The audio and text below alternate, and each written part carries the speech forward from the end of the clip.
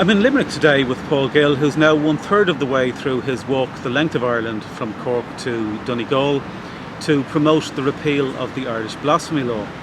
The law was brought in last year by the Irish government, and following a campaign led by Atheist Ireland and also supported by other groups and individuals, the Minister has now agreed to hold a referendum later in the year to allow the Irish people the opportunity to remove the reference to blasphemy from the Irish Constitution.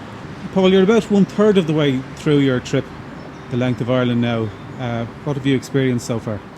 I'm having a rare old time, you know.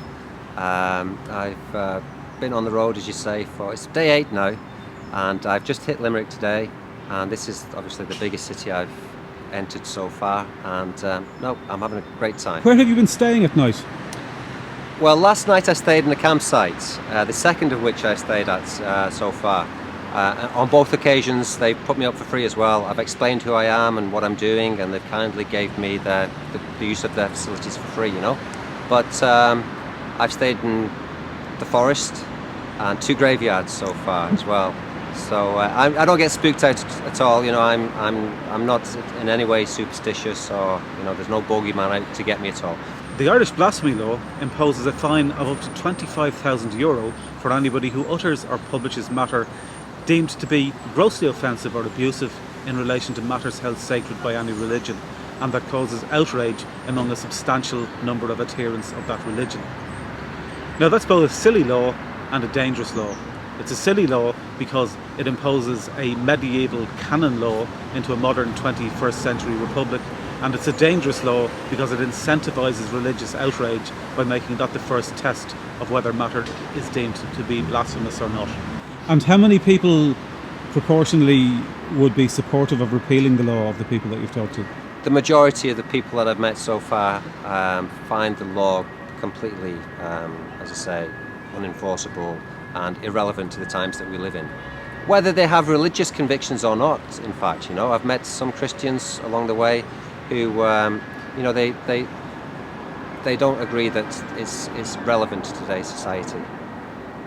Physically, how are you coping with the walk?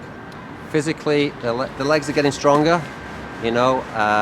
My feet, I've had a few blisters. I have a big blister on the right heel and a blister under the left toe.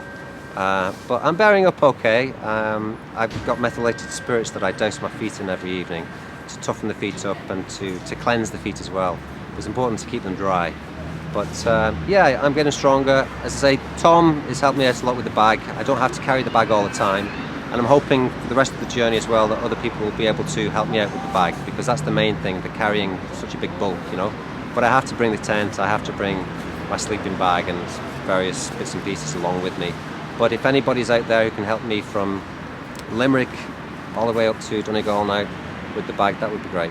The Irish Blasphemy law is also dangerous internationally because it provides a propaganda weapon to the Islamic states in their attempts at the United Nations to make defamation of religion a crime internationally. They've been trying to do that for the last 10 years, and the Western pluralist democracies, including Ireland, have been opposing that. But now that the Irish Blasphemy law has been passed, the Islamic states, led by Pakistan at the United Nations, have been quoting the Irish law as best practice for blasphemy law internationally. Is there anything else that people could do to help you along the way? To help me? Well, as I say, the places I've stayed at so far, people have helped me out in terms of, you know, giving me the facilities and the campsites for free. And, you know, I popped into cafes, explained to people who I am, and the majority of the times they don't charge me at all, you know. I'm not asking for a free ride at all, but no, just look out for me, you know, keep an eye on the press, and yeah, keep an eye in terms of, you know, the development of the war.